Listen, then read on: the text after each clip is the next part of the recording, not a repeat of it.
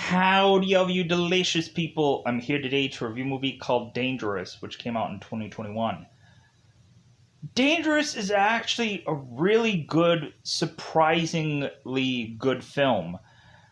We have this kind of broken down as kind of like a Jet Li Unleashed kind of movie, or it also kind of breaks down as a JCVD movie, like a Jean Claude film. Which once we get past a minute, I'll actually say what that full name is, because heaven forbid you curse and say certain words, but going to this film, we have Scott Eastwood. That every single time Scott Eastwood is to, I know it's like he probably hears this all the time, um, but whenever Scott Eastwood is to talk in this film, every single time I immediately think of his dad, Clint Eastwood, and I'm like, oh my god, like he sounds just like his dad. It's weird. It's like this weird, um, like way he talks is just to sound just like his dad. It's weird. So, but going into this film, Scott Eastwood really, this movie is to tell you that this guy is gonna go places and go everywhere. There's so many layers to go with this character that he's putting on here, and it's so much an interesting character. It's an action star that feels unique and is have these kind of like this character is to want to pull back being violent, to want to try and not go too far, and that's the interesting thing about this character is we're waiting for that to happen. We're waiting for him to slip up. We're waiting for him to go all out and brutally just kill somebody, like we kind of see in the very opening of this movie, where we just see a guy in a shower who had just been beaten to a bloody pulp. And like that kind of tells you like how far that this character can go, but tries to resort back to speaking to his therapist, taking certain medications to make him seem more normal. And that's the thing I thoroughly enjoyed about this movie is it felt like a different kind of flavor of action film. And the only thing that I think is to be on the bad side of this film is it honestly feels like the evil henchmen, or the evil doers of this film, the bad guys of the film, who is to be latched onto a guy named Cole. Everybody else, as far as henchmen underneath Cole, is to honestly be forgettable. None of these characters stick out to me, and that's gonna probably become a problem in spoilers, because I'm probably going to easily know how quite possibly someone might have been either killed or taken down in this movie, but I may not know the exact name of who once we get down to the kind of lower roles, the henchman roles, because they all, like, these characters don't stick out enough to me. There's nothing like individualized about them that you could probably see. Like perfect example would probably be Highlander Endgame, where you not only had a boss that was like had his own flavor, but then all the other people like really stuck out. They had their own design, they had their own like way of doing things, and they really stuck out. Where in this movie you just have Cole and a couple guys that are all wearing seemingly the same clothes, and they're all to be just forgettable. But so, what is the teeing up version of this movie? Well, the teeing up version of this film is Dylan Forrester, who is to mostly be called D in this film, is to be on parole. And this guy is to be taking like psychopathic medications because I guess he is to have had post-traumatic stress from all of the events of which that he used to be the best of the best at killing, torturing, so on and so forth. And they really build this guy up really well for people to just like, yeah, like this guy is like a nightmare. This guy like they build him up like they build up John Wick in the John Wick films. Like they build him up that well to uh to have them consistently, like they have a story where they say, yeah, like this guy has like been consistently been arrested and thrown in jail, and like this guy just like he kills a lot, he hurts a lot, uh he can't control his like his temper. So this guy is taking like quite a bit of medication given to him by Dr. Alderwood, who is to be Mel Gibson's character. And so we have Dylan consistently calling Mel Gibson's character through this movie, asking his opinion about things, kind of being his like sponsor in some kind of points in time. And Dr. Alderwood is like, hey man, anytime you want to call me, just go ahead and just give me a ring. Even in the middle of the night, Dylan is calling Dr. Alderwood, and he's just like, hey, like it's late. Like, but Dylan's like, yeah, I know it's like 3 a.m, but I'm kind of in a gunfight situation. And Dr. Alderwood's like, people are shooting at you. So, but yeah, that's how the movie like plays out. So Dylan is to be on parole and doing well and seeing his therapist and taking antipsychotic medication to, I guess, even him out or make him seem normal. And so Dylan is to hear that his brother had passed away. And so now Dylan is to drop everything that he's doing and head off to his brother's funeral, where he is to re-meet up with some family members or certain people that he has never known before. And it goes into the fact that Dylan is going to have to go and save all these people's lives, because there is to be a group of guys coming in to want to figure out what had happened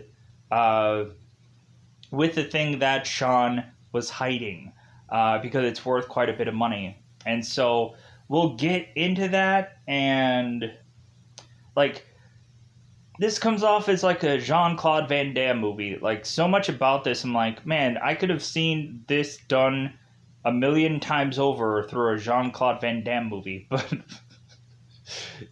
it is what it is. But no offense, like, I like the fact that we have like Scott doing this.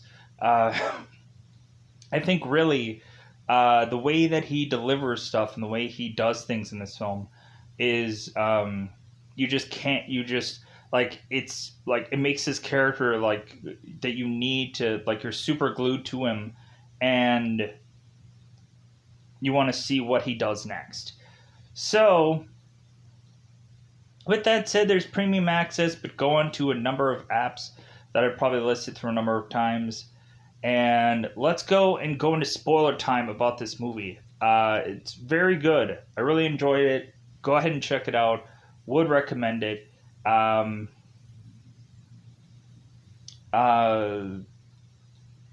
There is to also be this kind of chase kind of film where, of course, Agent Shaughnessy is what a name, right? The girl from X-Men, the very first original X-Men Patrick Stewart, Hugh Jackman movies, where she ended up playing Jean Grey. She's in this film as this like agent who's trying to track down Dylan, and is trying to track him down for good reason because of how much threat this guy is. You would think there would have been like some kind of real legitimate like there would have been an action star to fight an act or find an action star, but having Shaughnessy or Famke in this movie is really interesting, but like her character is also, in all honesty, just irrelevant. Just because she doesn't have enough screen time, she kind of pops in one part of the movie and then pops in at the end, and so like I guess they could have honestly casted anybody, but because it wouldn't have mattered. But I do like this combination of people being put into this film, no matter how short that their roles are. Like Tyrese Gibson doesn't have a very long role in this film because of reasons. So let's go into it. Let's go into that double five. Let's just go otherwise into spoiler time. Spoiler time. It's about that time we get to spoil this movie. So, very beginning of this movie, we have Dylan, or D. I guess I'll just call him D for the rest of this review.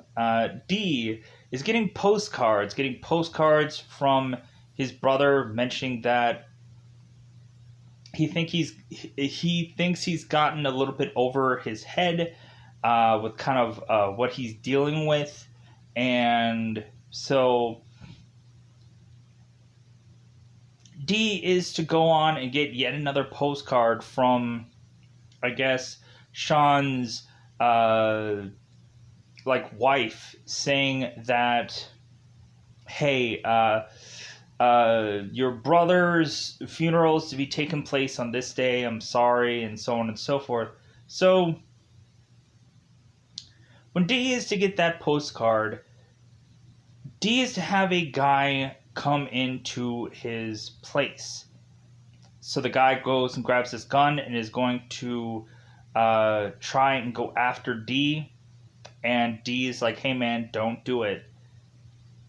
Because we cut to there to having the next scene be that Agent Shaughnessy is going through D's place, D's apartment, finding that there had been a guy brutally battered and beaten and tortured and all kinds of things, and we immediately think that this guy is dead, but this guy is just to, I guess, be in a coma, and because D doesn't kill people. So D was to have a ankle bracelet, which of course we see is off of him, and so Shaughnessy sees that there is to be some subscription bottle that has the word Dr. Alderwood on it, and so Shaughnessy goes off to Dr. Alderwood, and who of course is Mel Gibson in this movie, and is to ask like, okay, where is D? Like, he's your patient. Where is he at? Alderwood is like, oh, who, what, D, huh? And so Shaughnessy has, of course, the prescription. He's like, oh, that Forrester. Oh, okay, yeah, I know exactly what you're talking about now. Just kind of not going on to trying to say anything until he actually has to. So Shaughnessy is to, of course, ask when Alderwood has talked to Dylan last, and it seems like Alderwood is kind of weirdly covering for Forrester, I guess because he probably doesn't need to actually say anything, or whichever, but Shaughnessy talks to Alderwood and is to kind of give give him her card, and so she walks off. So we go on, and D is to make his way to where, of course, his brother was to previously live, along with the rest of his quote unquote family, which is to basically just be his mother and his mother's sister in law, whatever that means. So, so we push on in this film, and Dylan doesn't even know how to like comfort people or really just talk to people whatsoever, because this guy is to have some kind of antisocial disorder of sorts, and like this guy has just a number of cluster of problems that he is trying to make amends for, trying to uh, make up for the problems of which that he had. And so Dylan makes it to this funeral and is to see his brother in his casket. And so supposedly Sean had fallen off this lighthouse and had died, sadly. So, because I always, sadly. Dylan goes and sees his mother, and of course his mother is upset that Dylan is there, not happy that he's here, because every time Dylan was to be around them, he always had gotten in trouble. Like, all he ever cared about was himself and no one else. And so Dylan is trying to robotically say some words here, like, I'm sorry for your loss. And his mother's like, you don't even mean that. like you're saying these words, but they're just coming off as just disingenuous. So, but like at least he said it. Like he was even like practicing this in a mirror, trying to like figure out how to like pat somebody on the back, because that's what he was told via these cue cards of what to do, which I thought was so interesting. I'm like, this guy is such like a robot in a unrobot film, which is kind of just so fascinating. So D is to just kind of continue to talk to these people, because that's all he can really do at this point, and just kind of reconnect with some people that maybe he's barely or ever really seen in whichever. So we have a moment where both Dee's mother, and who is Linda, and I think Susan, is to just kind of have this moment at this bar and just kind of talk about Dee and give us more backstory on this character. But like everybody's just kind of grieving right now. Even like Susan is to go and share a drink with Linda to just kind of like work over their grief. So now let's get to the action-packed moment, because Sheriff McCoy is to go also to this funeral and is to see Dylan. And so it seems that McCoy is to go and get some message sent to him via the FBI. And so he goes off, I think, to his boat, or like his place, wherever he's to go and get information from, and see that that Dylan is to, of course, be a wanted man because he skipped out on his parole. So we also have at some point where Dylan is going and calling Dr. Alderwood, and Dr. Alderwood is just kind of in a nice way, like trying to like fish out if Dylan, like, hey, did you actually kill that guy? Did something did something happen, Dylan? And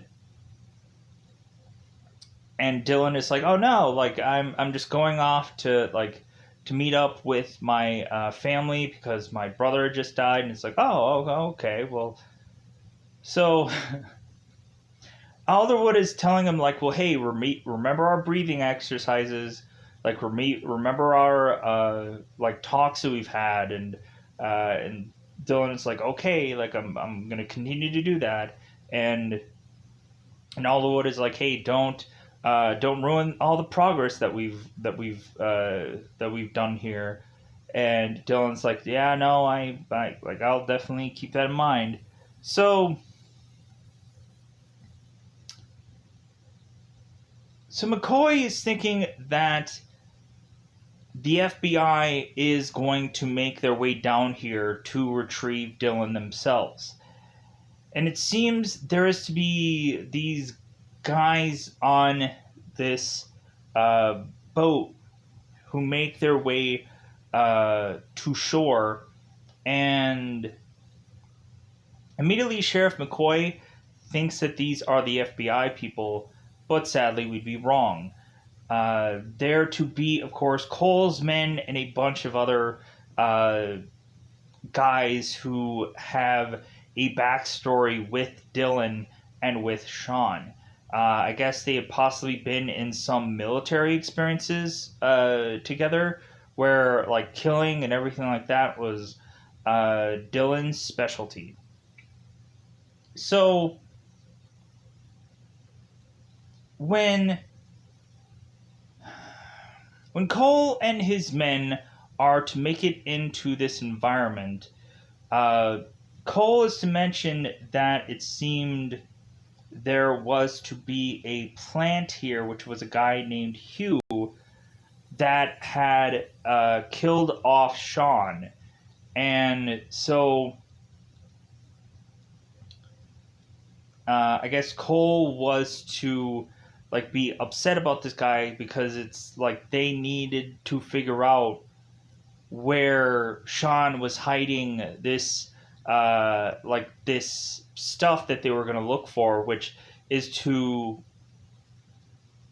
later on we find out is a Japanese submarine that is to have a plethora of gold in this underground uh, underground tunnel system. So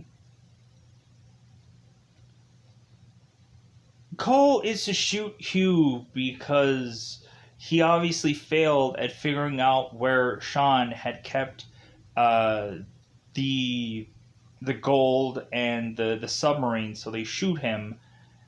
And so here's where we start having, of course, the sheriff was to go and arrest Dylan, and so Dylan is now cuffed with the sheriff before he dies, and uh, Dylan's watch ends up going off, and McCoy is like, "What does that mean?" And so Dylan is like, "Well, I have a timing thing where I have to take certain medications at certain times." And McCoy's like, well, what's the drug for? And Dylan is like, well, it's to just kind of even me out and to make me seem more normal. So uh, the sheriff is to go and kind of toss this drug into Dylan's mouth, and he consumes it.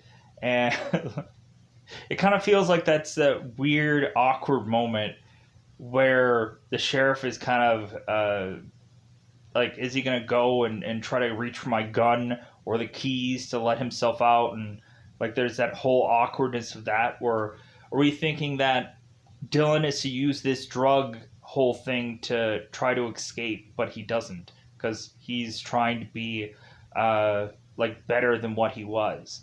So we we go on here and we have seemingly uh, Joe, I believe, who is to make her way to get the sheriff some coffee and so on and so forth. And once the shooting starts, it seems that Joe is to cage Dylan, so that way, like, because Dylan is like, hey, these people are probably going to be after me. They're not going to be after you. Let me out of here. So this girl ends up in the the cage, the prison cell. So one guy is to make it into the prison cell, and he is to get knocked out for his troubles. And Joel is like, "Why didn't you like shoot him? Why didn't you kill him?" And Dylan's like, "That's not what I do. I just knock people out." So Dylan goes on to then make his way back to this bar slash funeral home multi-purpose place for whatever the heck. And that, I guess, Sean was to own. This was actually Sean's place. And so now Dylan makes it with the rest of the group.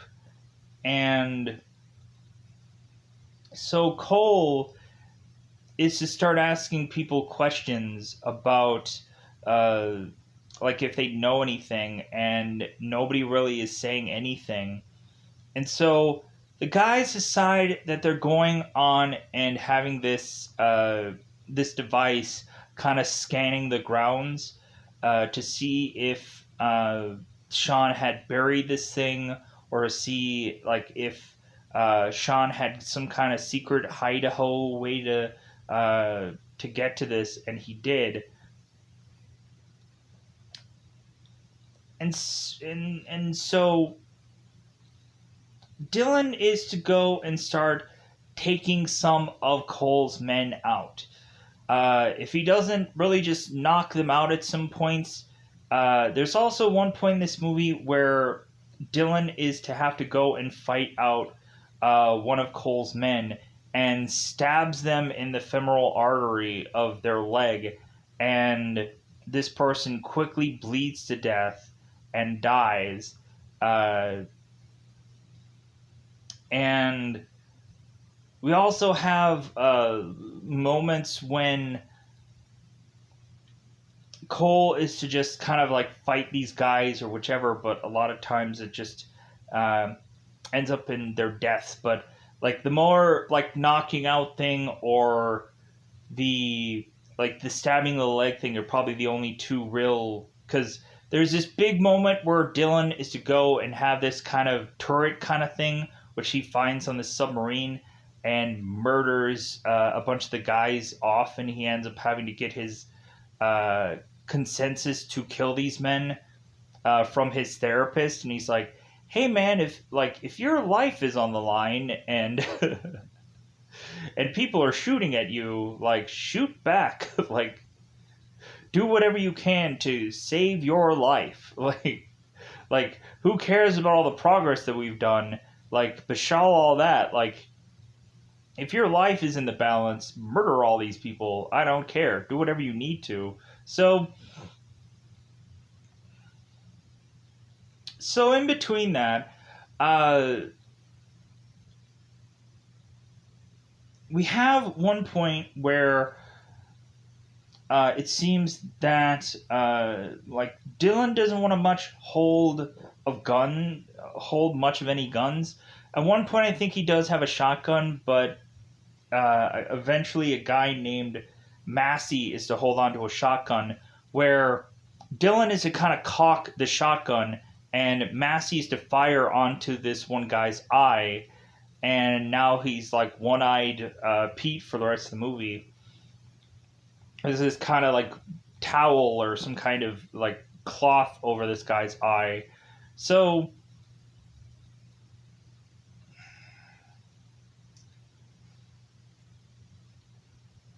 Dylan here is to be trying to figure out like why these guys are here, and it doesn't seem like they're there for Sean, and it doesn't seem like they were there for Dylan. It seems like there's something else that they are looking for, and there's got to be a reason why this device they're to be scanning through parts of this place to try and find this this thing that they're looking for. So, and Dylan figures out that Hugh was to be like a plant here to figure out where Sean had kept this thing. So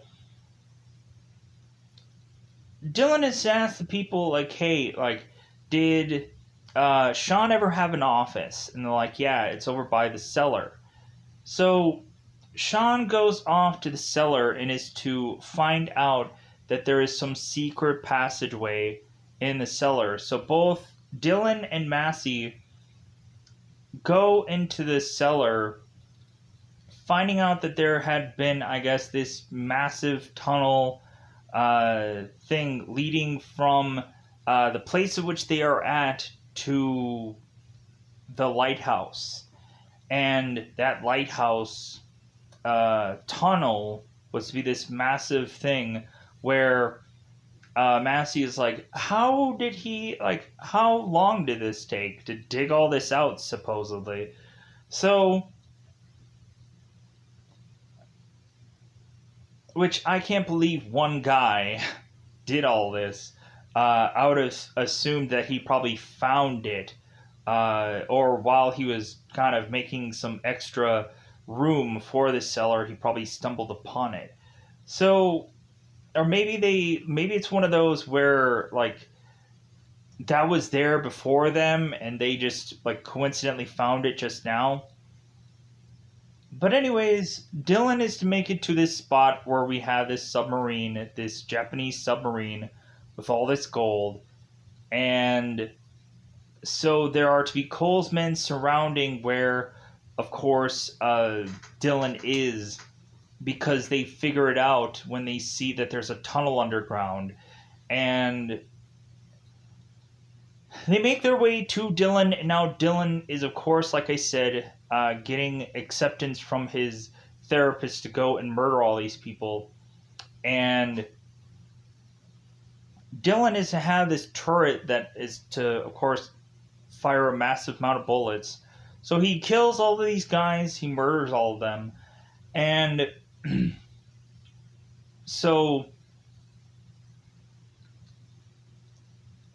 Cole is to make his way down there, but he's to make his way down there, of course, with Dylan's mother. And so Cole is to demand that Dylan go and take this box of gold and drag it up to of course, have Dylan like schlup this so that way Cole can get his cut of gold, which I think more than likely there was probably a lot more gold than just that, like a whole like 3 bars that this guy should have gotten or took or whatever. It seems that Cole was to say to certain people like, hey, like if any of you are to kill Dylan, like you'll get whoever's dead's share. And so kind of made it more enticing for anybody to just go off and try to kill Dylan, but they fail miserably. So at one point, Dylan is to finally just decide, you know what, Cole, like, you're not getting this gold. We also have Agent Shaughnessy pop in to just get shot in the shoulder and she falls over. If I rhymed there, it wasn't meant to be. It was a coincidence, maybe. Dylan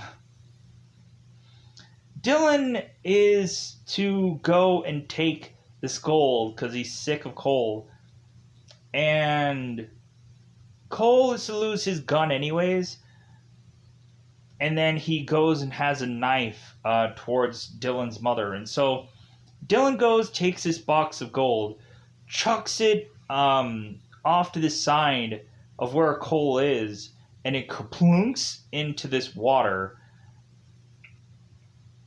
And so now Cole is so frustrated that Dylan had done that, that now he just decides that he's going to go and fight Cole and start like stabbing him with this knife, possibly, but it doesn't quite work out that way. So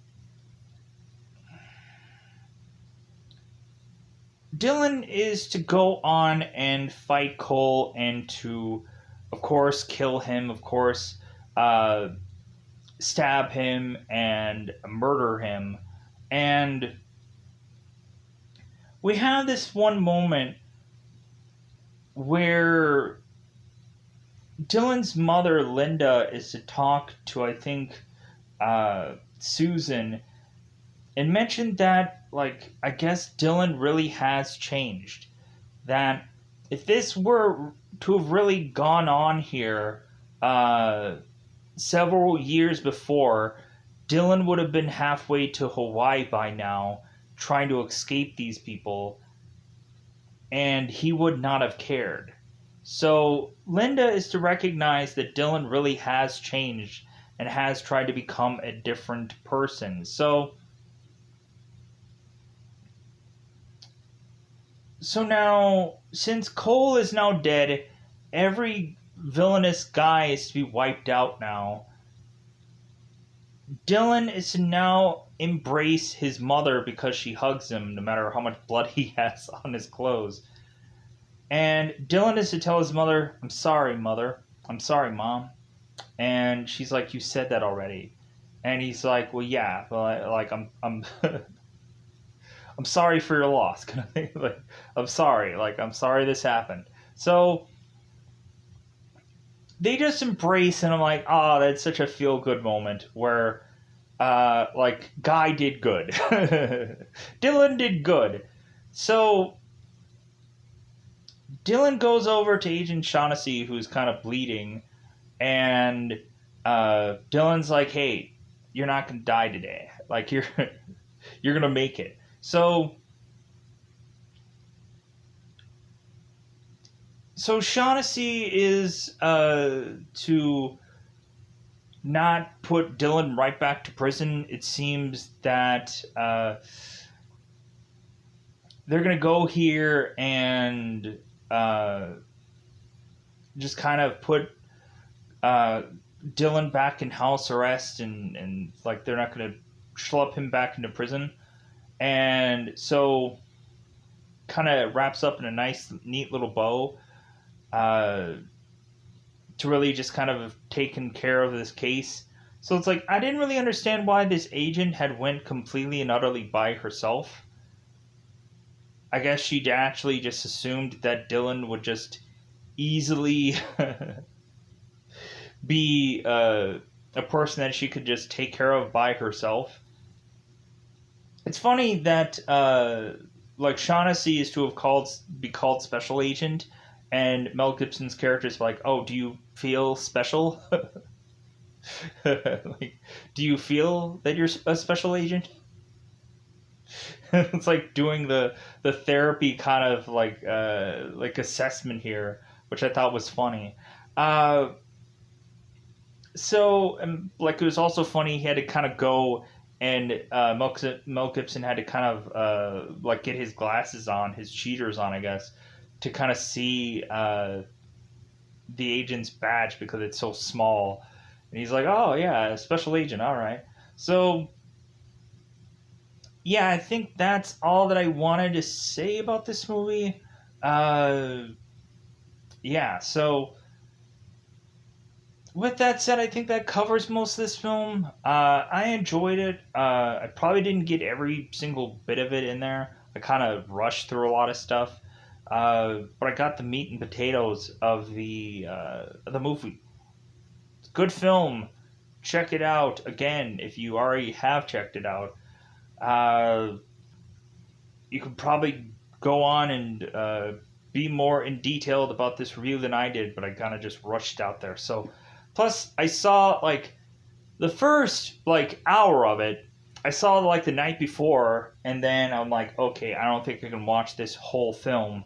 Uh, and then so I came back after some hours of sleep and watched like the last 30 minutes of it, and I'm like, oh, okay, all right. So that's my real knowledge of things when it comes down to it. So with that said, I think I'm going to get out of here to get some other reviews done for the day. So I'm going to go out of my way to say goodbye, everybody.